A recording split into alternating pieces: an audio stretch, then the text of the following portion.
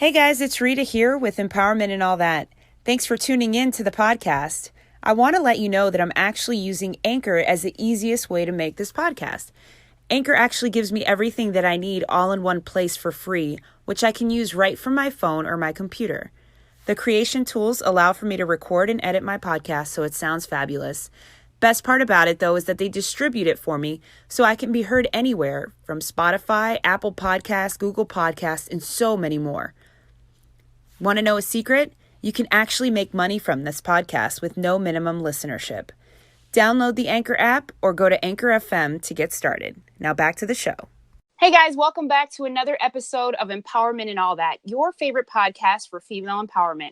Today we're diving deep into women owning their truth with my special guest, Vanessa Vasquez from Texas. If you guys have heard that name, I'm pretty sure you have because she was Camila on East Los High in Hulu. She's an actress and a producer and is currently on The Fix. Vanessa, thank you so much for joining me today. Thanks, Rita. Thanks for having me. I really appreciate you taking time out. I know it's been a little while trying to get us back and forth on the same page, but, we finally got it.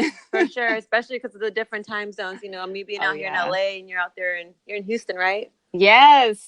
Finally back to Houston. I miss living here, so nice. I finally made it back. H-Town. Yeah. H-Town, what's up? Well, what's interesting is we actually met in Houston about, 10, 12 years ago? Right. Yeah. So Vanessa and I actually are part of a sorority called Sigma Lambda Gamma. It's a Hispanic founded but multicultural organization that is one of the largest growing multicultural organizations in the country. And we made it everywhere. So it's always really great to see when you found another sister who's just doing some amazing positive things out there. And so I really wanted to showcase and highlight, just some of your work and, let you know that we are all out here supporting you. Oh, thanks, sister. I see you too. I know. We're out here. We're working, girl. We're doing it. I know. Right. So Vanessa, tell me what made you go into acting? Honestly, it was just a little bug that I had ever since I was 11 years old in school. And I was really quiet. And I remember reading a play in class and I just had just reading it. I had these little sprinkles of, God, I don't even know what it was. Some sort of magic dust that fell over me. And I was like, oh my God, what is this? It's a story. It's a play. I love this character. And I had to play. It was like Huckleberry Finn. I had to play character of Becky. And I kid you not, I thought I was Becky in my mind for that whole year. I lost myself in the character and I felt like I was living as her. So yeah, ever since then, it was just like a little dream that I had inside of me that I didn't know was real or not. Wow. So you started at a really young age then. Yeah, I definitely had that seed planted at me at a young age. And it just kind of sort of kept evolving from there. Yeah. Taking different theater class.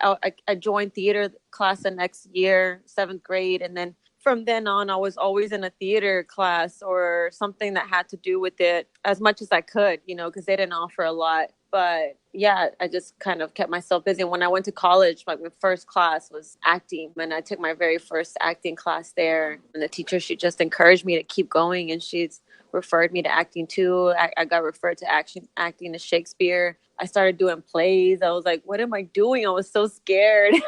There's a little shy girl inside of me. It was just like, what are you doing? We don't do this.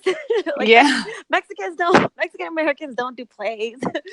You know what I mean? I just never really saw a lot of my people. Well, I guess because, I didn't grow up in the environment. There was a lot of actors and people doing plays. I just never got to see it. Yeah, I definitely had to find my own voice there. I genuinely appreciate you saying I didn't see that. This isn't what we were supposed to do. This isn't what, I was exposed to. I think a lot of people who are tuning in have had those experiences in the past. You know what I mean? There's one of the things I talk about a lot in podcasting when I'm on other people's shows is that the percentage of women, minority women, and on top of that, Latinas that are doing any of this stuff are so small. And that's why it's so important to highlight and showcase those people who are doing this stuff so that, they have access to showing other people look, if Vanessa's out there doing it, that means there's a way, so I really do commend the fact that you're breaking through these barriers, especially when that's not something that was naturally just given to you, right? Right. I'm trying.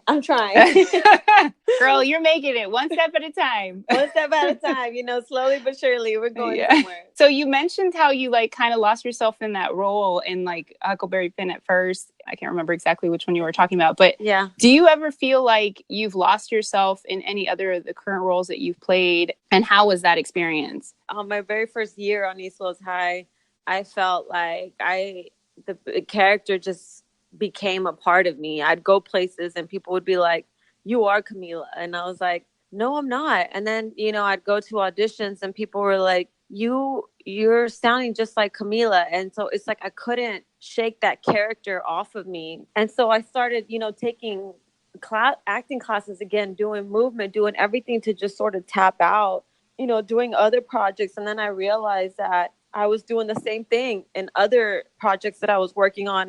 The characters were becoming so much a part of me that, like, I did this one movie called Sense of a Call Girl, but my character's name was Magdalena. And I really thought like I was becoming like Magdalena. I couldn't stop crying. Like this character was always crying. Dang. And I literally had to tell the director, I said, I need a break. If not, I'm going to freaking jump off the roof of my apartment. And she was like, what? And I was like, I don't know what's like, it's trippy. And so, I reached out to a lot of people, a lot of my acting coaches, and they're just like, the thing is, Vanessa, like when you jump into a project, you have to understand that anything that you do, you are that person. As much as you prep to do something, you have to also prep to get out of it.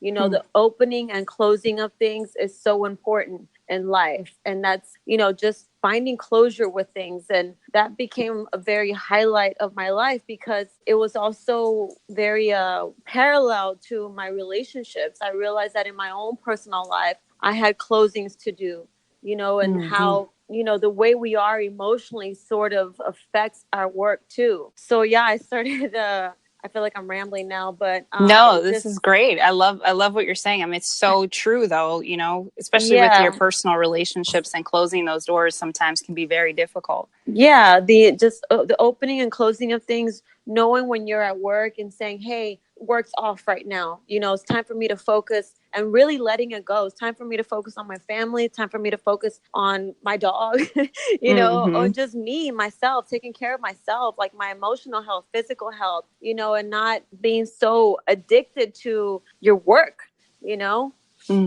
Wow, that's a pretty powerful thing to say though, because for sure, I mean, the fact that you have to do this opening and closing for every person that you play, I know for me it wouldn't be that easy, because I'm like, I play a person at work and then I play the role at home, and then it's like, but it's a little different for you. You have to actually immerse yourself into that person. So yeah, that sounds like for sure. But I think in the same way, some people, it's really good that you're able to just see who you are at work and then you go home. But a lot of people can't. Some people, they take their work home. And that's what essentially I was doing. I wasn't closing those chapters of my life or those little moments and just saying, hey, you're not Camila, and that's completely go home, change your clothes and everything. Like, don't even talk, don't even go anywhere near where, you film, and just really just go back to being Vanessa. Wow, that's good. That's really awesome. It's good advice for anybody, really. Yeah. So what would you say has been the most valuable lesson that you've learned then in your career as an actress? I think just that, really, looking back at it, just knowing when to turn on and turn off. Yeah, about three years ago, I started taking therapy classes to really, pay attention to my mental health. People always say, go to the gym, work out, detox this, detox that. But we never actually take the time to detox our mind. And we've experienced so much trauma since we were children. And we've been told to just like, be quiet, just like, keep going. Life happens to everybody. Oh, don't complain. And all we're doing is really just burying our emotions and our experiences, as opposed to speaking out and like saying, hey, I need to deal with this, and, owning that. Yeah. I couldn't agree with you more. I am a huge proponent of therapy. I've said it time and time again. It is one of the most amazing things for people who like you said, when they tell you to just like wipe it off and keep going, I feel like that's such a characteristic of like a Hispanic household. Like women aren't necessarily, like we are loud, we're strong, but we're also not allowed to be like soft and we're not supposed to like be seen crumbling. Like we are the warriors and the people who just keep pushing. And like, yeah, it gets to a point where you're like, I can't do this. Like I can't keep this facade up without feeling, you know, like I need to be able to find out what's going on the inside. So I'm glad that you mentioned that, especially dealing through childhood traumas. My God. Yeah. Cause you don't know. Even just, yeah, even just, I feel like even men too, you know, I think men have it the hardest because really men aren't really told to cry, you know, they can't even cry.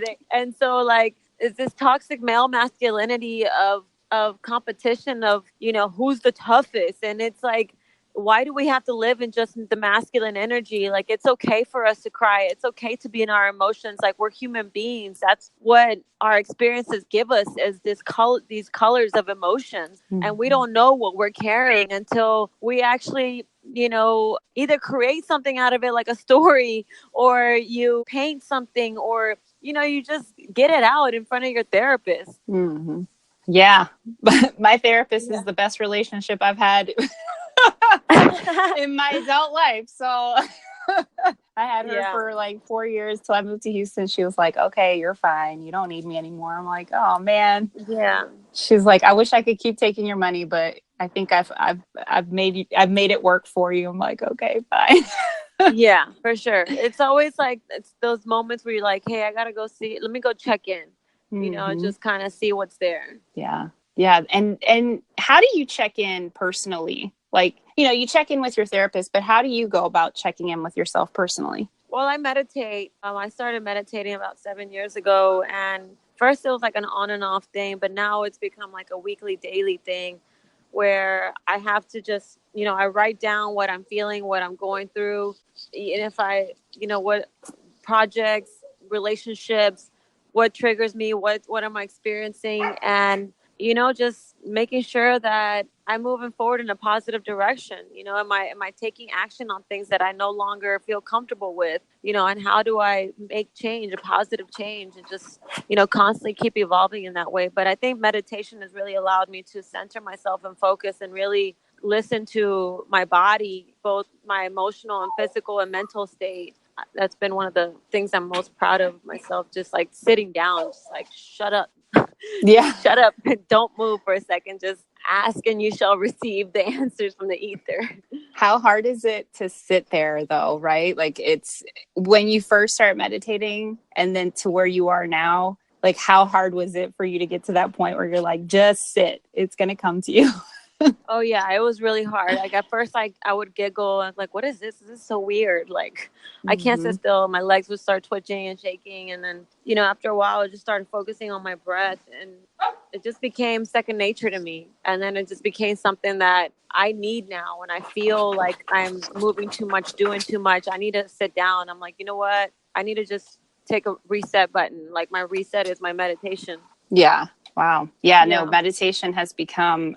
I'm glad that it has grown so much, and that's something that you're working with in your daily practice, because it definitely is. Like you said, it's just like you sit down and then the answers come to you out of nowhere. And who would have thought that just sitting there quietly would give you an answer to something that could be very profound, right? Right. It's like the easiest thing that we have. Yeah. It's even written in the Bible, be still and know that I am God. Like that voice that you hear is that, you know, that spirit, that connection that you have to spirit. And you just, you know, when you see that and you start listening to it more, and then you start realizing how it's actually has a truth in your life, it makes you feel like, hey, actually, I'm not alone. And whatever I'm going through in my life, I'm going through it for a reason. I just need to trust in it and, you know, keep coming back to it and asking and moving forward in that direction. Yeah, for sure. I mean, I'm glad that this has been such a positive thing for you, for sure. So I have a quick question. I mean, not to shift away from such positivity, but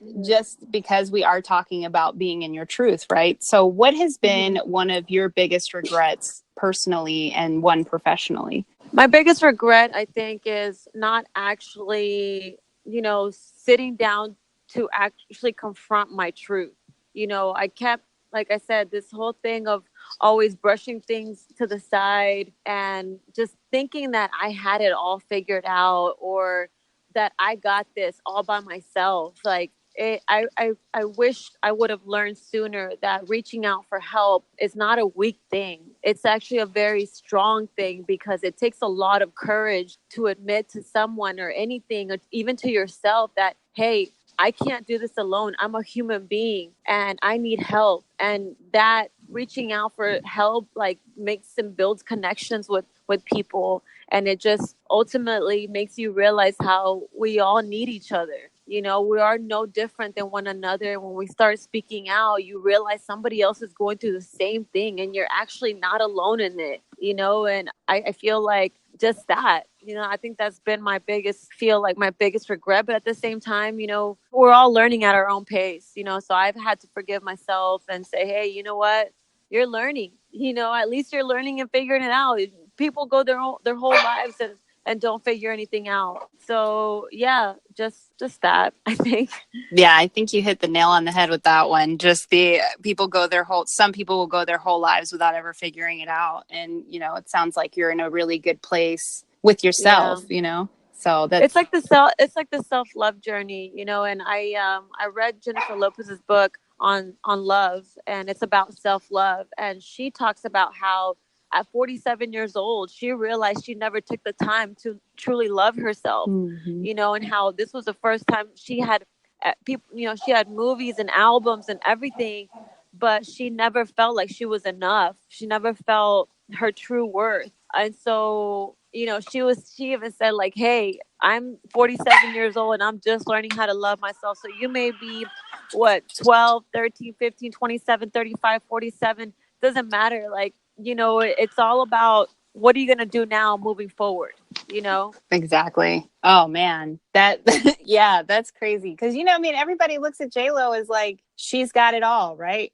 But and unfortunately for her, she's always had to live her relationships publicly. And, that in itself, I can't imagine how difficult that is for people, like yourself, who's also growing in that light. So it seems as though it's great that you're finding this journey for yourself while you're growing with your career as well, right? Yeah, exactly. So I commend you for your self-love journey, because it's Thank you. Definitely not an easy one. No, it's not. And you know what? We have to really come to terms that we're never going to be perfect. It's just constantly checking in, understanding what your triggers are, understanding your experiences, what has hurt you, so that you don't react. You know how to take 5 and say, hey, you know what? This stuff affects me a specific way. I'm just going to take a moment to just deal with it and come back to, like, it has nothing to do with you. It's me. Like, people spend their whole lives blaming other people for their things that happen to them. But ultimately, it's like, okay, but what's your part? How did you attract that? How are you involved? Like, it takes 2 to tango in this world, So just knowing that, like, hey, it's okay if you mess up. Forgive yourself, forgive other people, get back up, figure it out, and keep going. Like, it's always going to be like that. Like, if you're not growing in life, then what the hell are you here for? You're here to learn and grow. Like, that's it. Yes, girl. Absolutely. Like, I feel like everything you're telling me right now is a lot of the stuff that I preach personally. Just like, give yourself a break. Don't overdo it. But at the same time, just, I don't know. It's like, learn your triggers, do all that stuff. Yeah. Everything that you're saying, like, do the work on yourself before you get into another relationship. Like, that's such a huge thing. For sure. Yeah. And it's important, like, to, hold ourselves accountable, like, constantly remind ourselves, like, have friends that are going through the same thing, and then when it's your turn, when you feel like you're failing, they're going to remind you, like, hey, remember, this is part of it. Like, go look at yourself in the mirror, tell yourself you love yourself, shrug, shake it off, figure it out, or go call your therapist, set up that appointment. Like, it's okay. We're going to get back up. Let's go. We got this. You know what I mean? Yeah, absolutely. And, the thing about that too is, do you find that, like, the spaces, once you start working on yourself, like, the spaces of those moments when you, like, fall and you're feeling down, to the moments that you come back, like, those peaks and valleys are getting shorter? Yeah. Because Yeah, that's definitely something I've noticed personally too, where it's like, you know, nobody's perfect. We all have these moments where you have like an up and a down day. And then it's like, but those days, like you said, when you have your accountability buddies to help you realize like, no, Vanessa, you're doing a lot better. Maybe it's just time for you to check in with your therapist. Like, I think that's such a good like set of friends that you can really reach out to. It's always such a good plus. Yeah. Good support system. So what have been like 3 of the most important lessons that you've learned about owning your own personal truth? Well, one is just acknowledging myself, acknowledging my experiences and my emotions, and how my emotions are fact. You know, they're real. And a lot of times people try to minimize your experiences or what you're going through, and, you know, try to say you're just complaining or you're being a victim. And it's not that. It's just that, you know, the moment we start speaking out and say, hey, this person that did this to me, that hurt me, you know, as a child, like owning that. And, you know, anybody can just say, oh, you know, you're just get over it. Like, things happen to people all the time. But it's like, yeah, but if you don't speak about that, how are we supposed to, or somebody else supposed to recognize that, hey, that happened to me too. I felt also that was wrong. Right. Thank you for sharing your truth with me. Makes me feel validated. You know, it makes me feel like I'm not crazy. And I think the more that we can start doing that, that has really helped me out, just to acknowledge myself and just to find confirmation with who I am. Did I answer that question? Oh, yeah. If you had one more, but I'm like, you're just dropping such great gems that I'm just listening like, no, these are great. Yeah.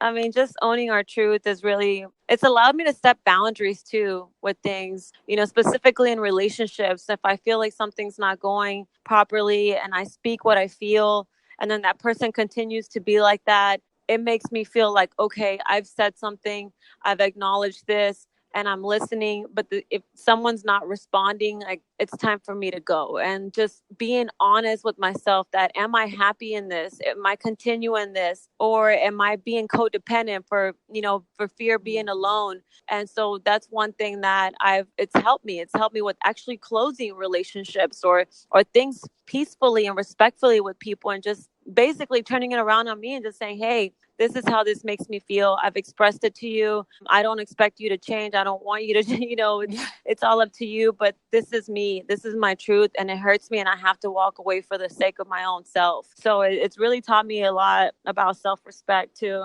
Oh my gosh. I love that you said that, because like just being like, you know what, it's not necessarily you. It really is. It's not you. It's me. I know who I am now, and I know what I'm willing to accept, and I don't want you to change. I think that's such a great piece right there, because like so many times as women, it seems like we will just take on any experience, any situation, because we're nurturers, because we have this like motherly instinct to just want to fix people sometimes. Mm-hmm. And you're just like, you catch yourself in these situations, and that's how that ends up turning toxic, because you're like, instead of respecting yourself and your boundaries, you're kind of like, well, this person, they can fit somewhere into my life, but it's like, right. No. But how much of you are you giving up to be in that relationship? Exactly. If it's more, then it's not worth your time, sister. Amen, girl. Or brother. Yeah, there are some guys that listen to the show too. So yeah, I'm pretty sure they can gain some knowledge from this. It definitely, it's just like you said, it's setting your boundaries. It's knowing what works for you, and yeah. And it's not necessarily that the other people are bad. It's just that we're all growing at our own pace, Mm-hmm. We're all on our own spiritual journey, and I think respecting our own, we can learn to respect other people's, and not hold anything against them to where they feel manipulated, and it's just like, hey, it's okay, like we're all growing together. Just right now I need to do this on my own, and maybe you take your time to do you. Yeah, that is good. That is really good. So now we're talking about owning your truth, right? So what would you say is the one thing that you've been able to own overall as your personal truth now that you've gone through this journey and you continue to evolve in self-love? I think it'd have to be my stories. A couple of years ago, I started writing, and I started, while I was going through all of this and speaking to people about the things that I've gone through, I realized that my stories are really interesting. And then it made me feel about how, on a collective level, for the most part, minorities have always been, our voices have always been suppressed, and how we have to fight even harder to get our stories out there or just to get even people to talk. You know, there's always been these generations of like, oh, we don't want to speak out. We don't want to get in trouble. You know, don't be a mouthy woman. You know, you want to be respectful, do this and that. But it's just like, how are we supposed to ever move forward if we're not sharing our experiences? And our experiences can be told through our stories in a beautiful way, in a way that connects us all. So really, you know, putting my truth down, speaking my voice into my stories.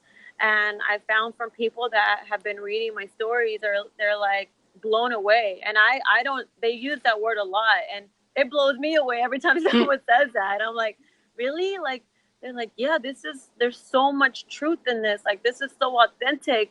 Like, it's something I've never heard before. I'm like, yeah, because this is my story. Like, this is my experiences. So just knowing that each one of us has our own story. And when we can start owning up to that each one of our own collective experiences carries its own beautiful story, I think that ultimately gives us a sense of who we are and what we have to give to the world. So where do you share the stories? Are they published somewhere for people to be able to hear them, or? No, not yet. I'm actually, I turned them into TV shows. Oh, nice. So one of them is a TV show called Growing Up Tex-Mex. And it's about my life and my family growing up in Texas, first generation Mexican Americans. It's sort of like a Latino Shameless, meets the Jeffersons. And so, yeah. And then another one, I have two. It's about, you know, whenever I was in college and my experience. Yeah, I mean, I'm still writing more. I just wrote another feature film this weekend, and it's about a love story that I had. You know, I sat down with the male writer and I said, look, I don't know so much about the guy version because I don't know what he was going through, but maybe you can help fill that in. And so, like, you know, we sat down, we started brainstorming, and, you know, I told him the story. He was like, I love it. You know, he's like, I'll help you. I know for sure that, you know, that type of character, I can help fill in the other part. So yeah, right now I'm just like pitching them out and creating stories, and hopefully, you know, they can be TV shows or movies and people can get to experience them. Girl, you're speaking it all into existence right here today on Empowerment and All That podcast. So I believe that once you've already got that stuff in motion, all that's going to happen for you, girl. Yeah, thank you. Thank you. Yeah. But, you know, I'm glad that you're doing this, and I'm glad that you're talking about writing your stories and putting it out there, because the most important thing, and I hope everyone who's listening right now gets this part, is basically putting the content out there, because nobody else, like you said, has your story. Right. And as much as people believe that they shouldn't write or whatever, and I'm like, there's people who've done worse than you, who've made better than you, you know, like putting your information out there, because, you know, there shouldn't be any fear. There should be no judgment, no fear. You know, there is no one that's Vanessa out there doing this, you know. So I hope, and I truly believe that this stuff is going to come true for you, and we'll be watching the Mexican Shameless on television. the Tex-Mex version. The Tex-Mex version, yeah. My bad. But yeah, so all right. So one last question for you. What would be one piece of advice that you want the women who are listening, or the men, the women, but mainly the women who are listening to this episode right now, to take away?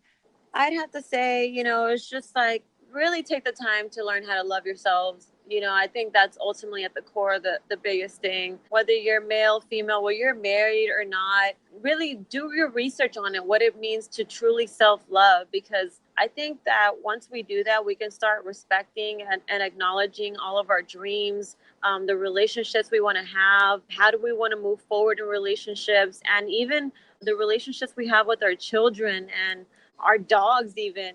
You know, it all comes down to who at the core we are and how we feel about ourselves and how that projects onto other people and the rest of our world. So I think, yeah, really ultimately is taking that time to, you know, create a discipline, a self-love discipline.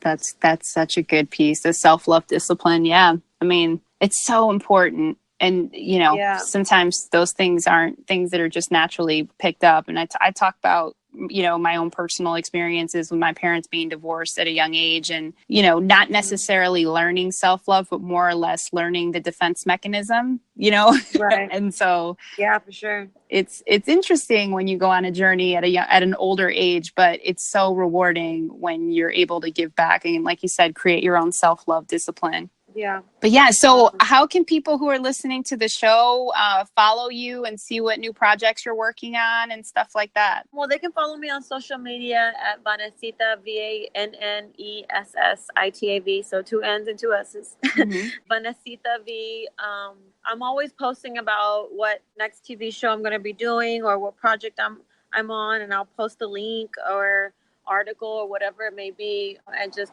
keeping people up to date on my journey. Well, that's awesome. And I'll also make sure to put it in the show notes. So if anybody who's listening wants to continue following Vanessa and her journey on her way to have the Tex-Mex shameless, you can find it in the show notes at the end of the episode. All right. Thank you. Well, no, thank you so much for taking time out of your day. I really appreciate you coming on here and dropping all these gems, girl. I feel so uplifted and empowered after listening to your story and just all the positive things that are going on in your life. And I wish you nothing but love and success from here on out. Oh, thank you. Thank you. You too. Good luck on this and good luck for doing this. And congratulations to you on doing this. Like, this is amazing. It takes a lot to just take that first step, and I think I really commend you for just following your gut instinct, your dream, your vision, whatever it was that just propelled you to say, hey, I got to start speaking, because I think, we're at this time where people need to start speaking up a lot more. So congrats to you. Oh, thank you so much.